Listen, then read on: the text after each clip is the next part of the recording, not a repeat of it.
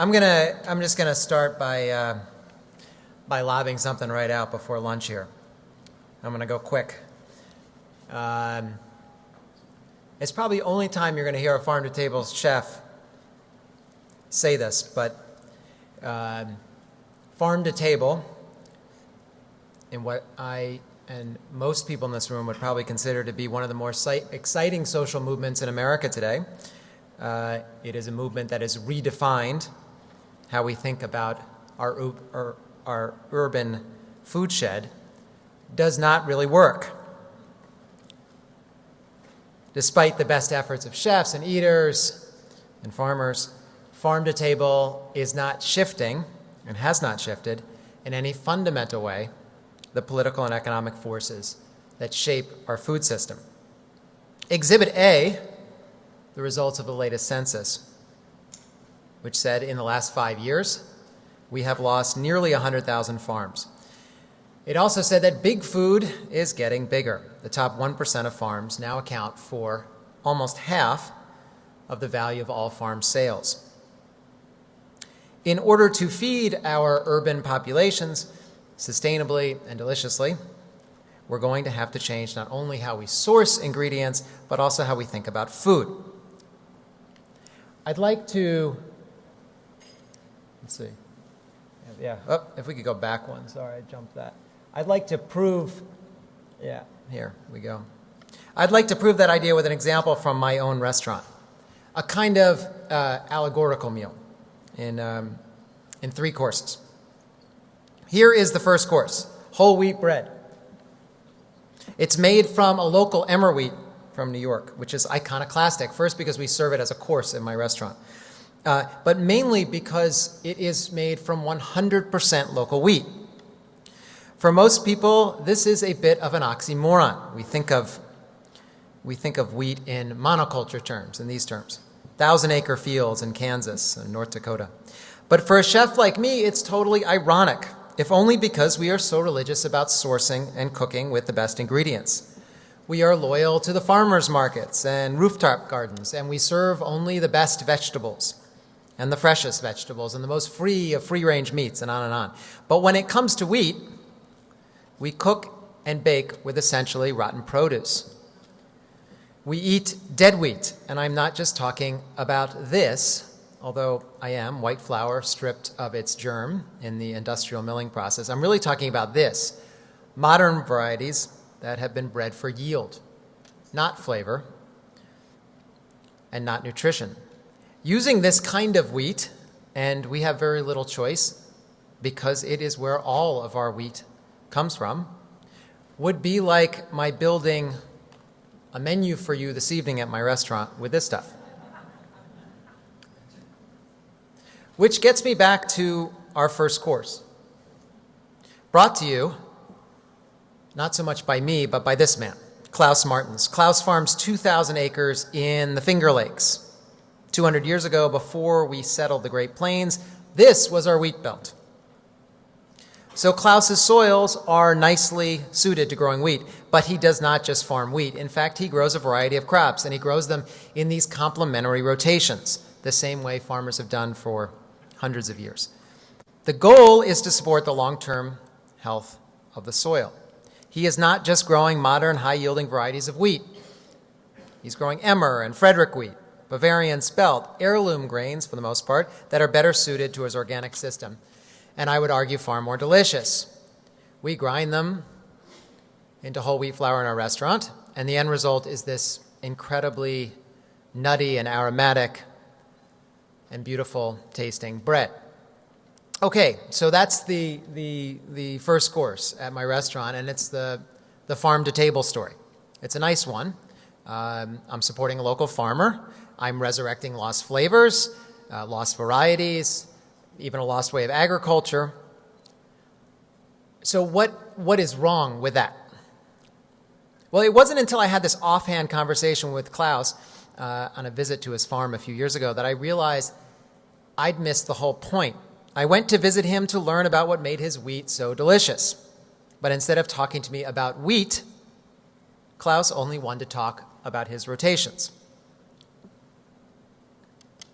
The key to the flavor of emmer wheat, he said, was in preparing the soil in the right way. In other words, the secret to the emmer is that it's not about the emmer. I had always thought of farming rotations in this as a kind of abstract dictate, but really it's a recipe. For all of our thinking about agriculture and farming today and for the future, we don't really have a language to describe the nuts and bolts of good farming. And for good reason. It's about 1,000 times more complicated than anything I can do in my kitchen. But it's a recipe for the soil that dictates the sustainability of a farming system. And I would argue that it is the way out of a troubled farming future.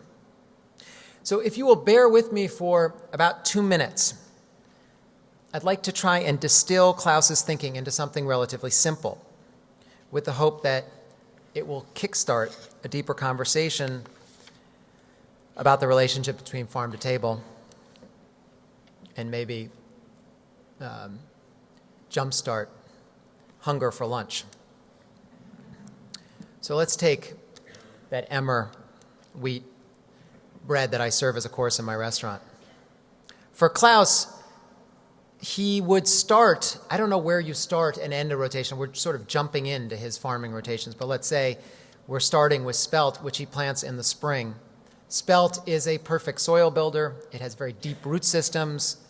The stalk of spelt, the straw, Klaus will plow back into the soil, and it gives him this very hearty boost of carbon.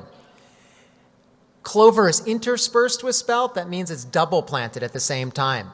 It provides a nice cover for the winter. It fixes nitrogen into the soil and replenishes the soil. After that, he may plant this high-value crop like corn, not for eating. It's for organic animal feed. And after that, he'll go with a mustard, generally, to restore the depletion of nutrients that corn is responsible for. Next, there's this sort of interesting choice between soybeans and kidney beans. Both are leguminous, which means they both fix nitrogen. But he'll choose one or the other depending on market prices. Or there's always millet, if there's no rain, because millet doesn't require a lot of moisture, and it's a nice way to round out his grain feed mix.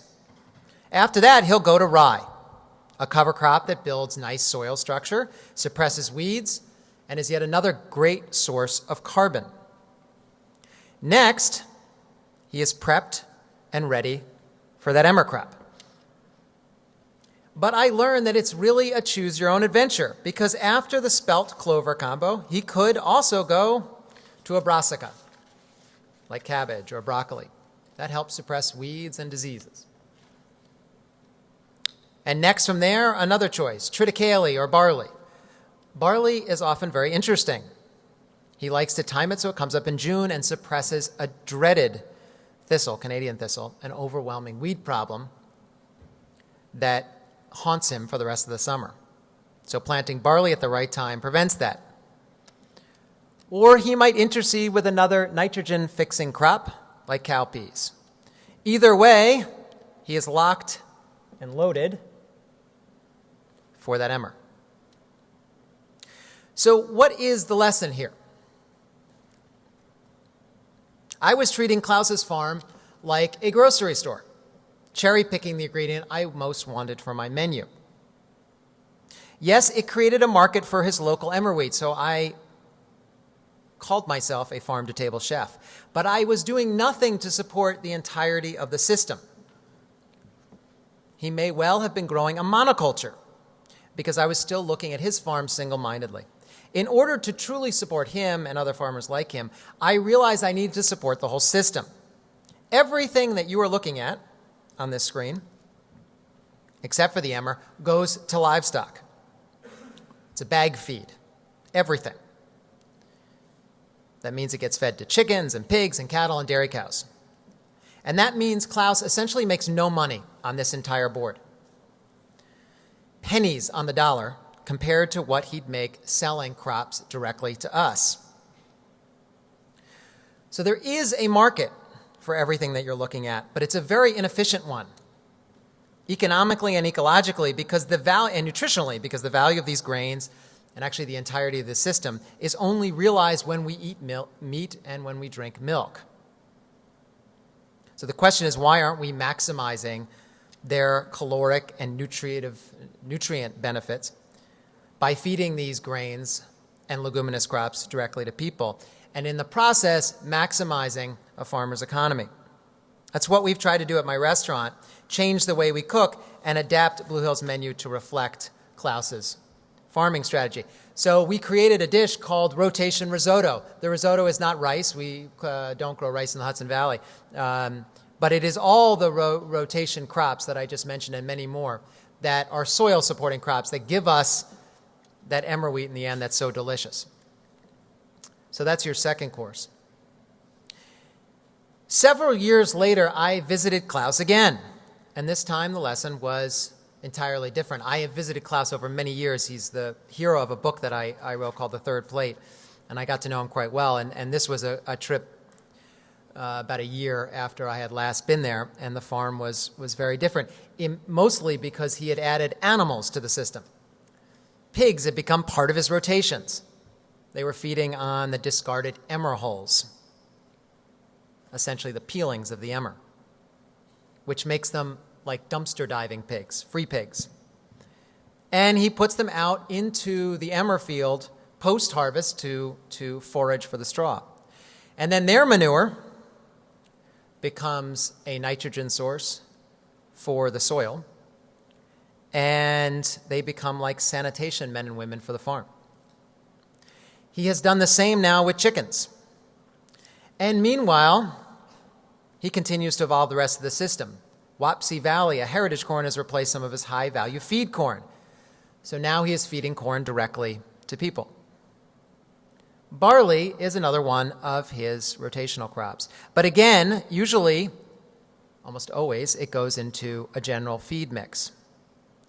We started thinking, why not make it into a beer? So Klaus started using a new variety that would ensure the best beer.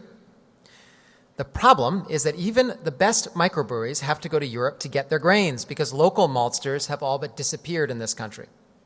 But working with Klaus, we partnered with a small-scale maltster. In fact, a maltster opened in the Hudson Valley because of the demand of all these microbreweries. And in 2010, Klaus started selling his barley to the maltster. He now, 4 years later, delivers 40% of his barley. His farm is 2,200 acres. He grows 40% of his barley is now sold to this maltster at a 500% profit.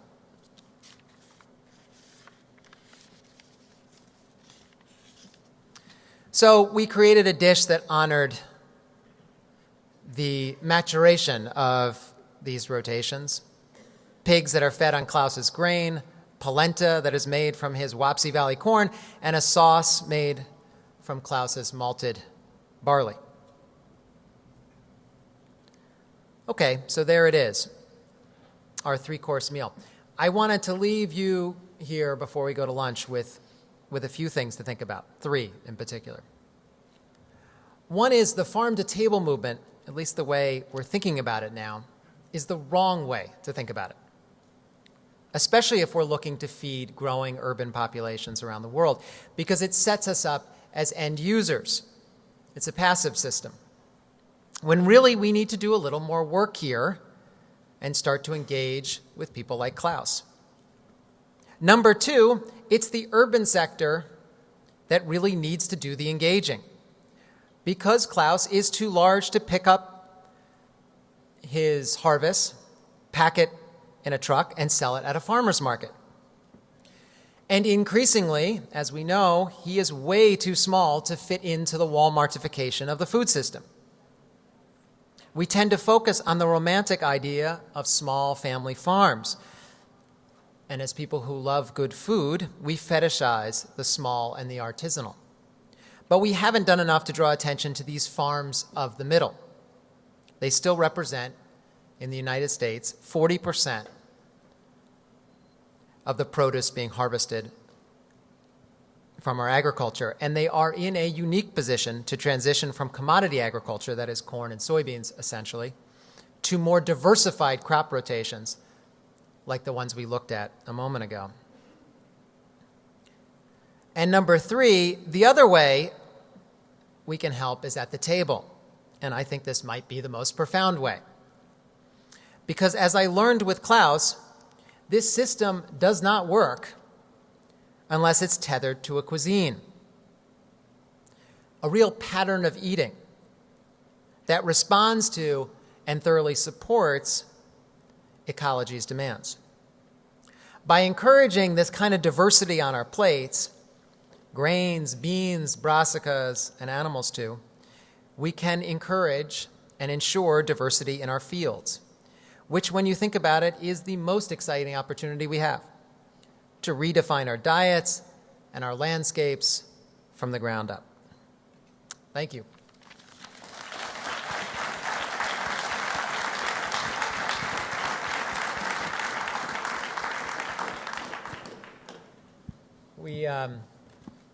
I think we were going to go to lunch. If there's a question, we can take it now. If not, we'll adjourn outside and talk over a bite to eat. I think that's probably the best. Let's go. Thank you very much.